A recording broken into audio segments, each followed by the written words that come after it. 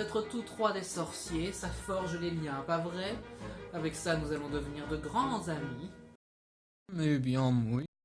Eh bien, nous pensions que puisque tu es notre ami, tu pourrais aller nous chercher à manger. Oui, oui. Je reviens tout de suite, my friends, plus vite qu'un livreur. Est-ce que vous auriez de l'argent pour payer? Oui. Eh bien, nous pensions que puisque tu es notre ami, tu pourrais payer. Oui, oui. Bien sûr, my friends.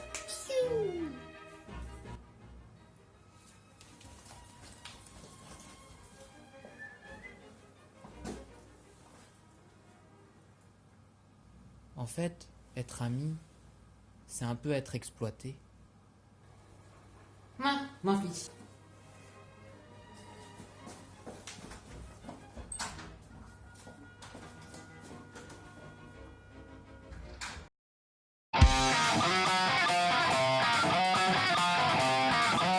Tonight, we honor the hero.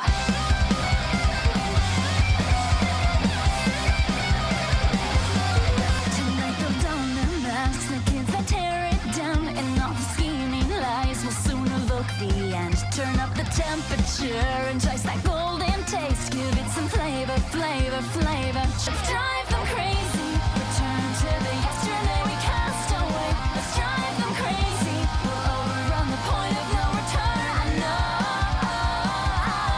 Let's drive them crazy till you will find your vendettas futile. So throw away that ego. Have you gone crazy? Call out to me. Come on again, again. Are you ready to respect the hero? Bonjour et bonsoir à tous et à toutes. Et est-ce que je vous ai déjà parlé de magie? Système de magie. Vous voyez, la sorcière intérieure. Une sorcière va devoir utiliser des métaphores. Ah oui, c'est vrai.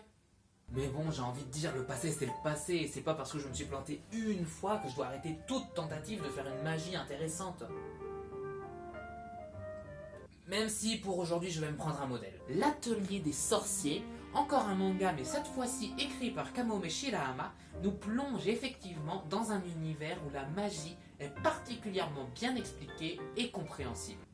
Personne n'aime les vantards, mademoiselle Shirahama. Mais avant de vous présenter le gros de mon adaptation, je vais déjà vous présenter l'univers du manga. L'atelier des sorciers prend place à une époque moyenâgeuse, où les gens normaux vivent avec toutes sortes d'animaux fantastiques et d'objets magiques. Mais ces objets, ils les doivent aux sorciers, des personnes capables de toutes sortes de miracles.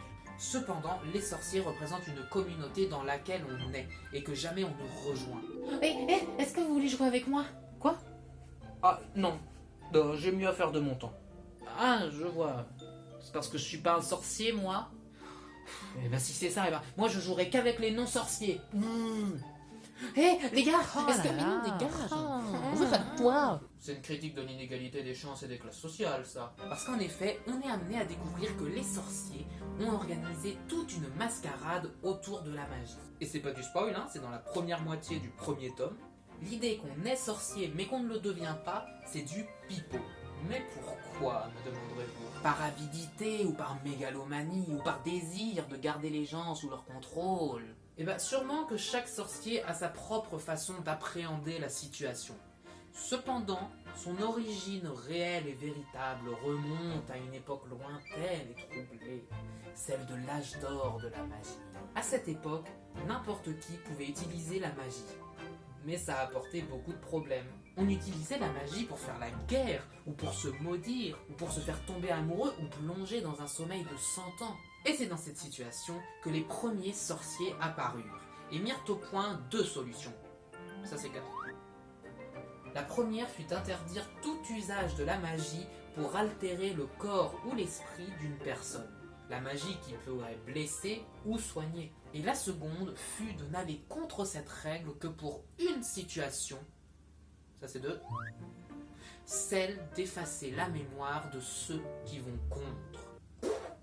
Moi je vois pas pourquoi. Moi je trouve qu'elle était pas mal comme situation. Et dis-moi, qu'est-ce que tu fais là? Ah, je suis en train de faire un super sortilège pour qu'on devienne encore plus amis qu'avant. Tiens, essaye. Non!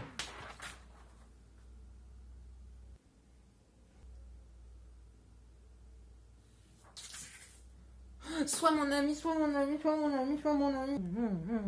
Absolument rien n'a changé. Et en l'occurrence, les sorciers ont fait un gros ménage. Mais alors du coup, vous allez me demander, comment est-ce qu'on peut empêcher les gens de faire de la magie? Je veux dire, c'est pas quelque chose de contrôlable, c'est pas quelque chose qu'on peut réprouver. Regarde comment ça finit avec les Dursley. Alors comment ça se fait que tout le monde n'ait pas encore déjà retrouvé comment se servir de la magie? Ah, mais ça c'est parce qu'on parle pas du même genre de magie. Dans l'atelier des sorciers, et par extension dans mon jeu de rôle, c'est quand même le but, les sorciers font de la magie en dessinant. Et dans mon jeu de rôle à moi, ça se traduit par le dessin. Non, non, non, non, non, restez avec moi, je vous promets, c'est facile. Dans l'atelier des sorciers, il y a une encre magique qui, si on dessine avec, permet de faire de la magie. Mais là, je ne vous parle pas de chimère. Là, c'est plus de l'informatique que du vrai dessin. Pour vous faire comprendre, voici l'idée. Pour faire de la magie, vos joueurs vont avoir besoin de dessiner au moins 3 éléments. Premièrement, il va falloir dessiner l'emblème, ce qui va définir ce sur quoi le sort agit. Est-ce qu'il agit sur l'eau, sur la foudre, sur le feu? Deuxièmement, il faudra dessiner ce qu'on appelle des flèches, autrement dit ce qui va donner sa forme au sort. Pour en revenir à l'exemple de l'eau, est-ce que votre sort va attirer l'eau, repousser l'eau, faire jaillir l'eau en colonne? Troisièmement, il faudra finalement dessiner un cercle autour du sort pour que la magie s'active. Et ce qui est vraiment séduisant avec ce concept, c'est la liberté des joueurs. Vous allez confronter vos joueurs à des situations où ils vont devoir utiliser la magie, mais reste à savoir comment ils s'en servent. Là où les JDR habituels ont leur propre liste de sorts dans lesquels les joueurs viennent piocher, ici, ce seront à vos joueurs de créer leur propre liste pour s'en sortir face à telle ou telle situation.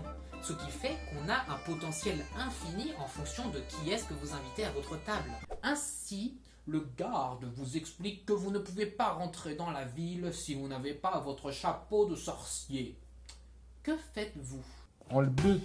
Mignon enfin, on va pas tuer quelqu'un, on ensorcelle un tapis et on vole au-dessus des murailles. Moi je vais essayer de dessiner un sort pour que le garde devienne notre ami. Oh mais non, Mais c'est on de va la pas magie faire ça, mais interdite. t'as vraiment un problème. On va hein, avoir mais des t'en as problèmes d'autres avec idées la comme ça. Mais alors reste une chose. La magie interdite. Comme je l'ai dit, la magie de l'atelier des sorciers n'est qu'à moitié permise. L'autre moitié étant celle qui alterne l'esprit ou le corps et qui a été complètement interdite. Mais il reste quelques personnes qui ont le désir de pratiquer cette magie.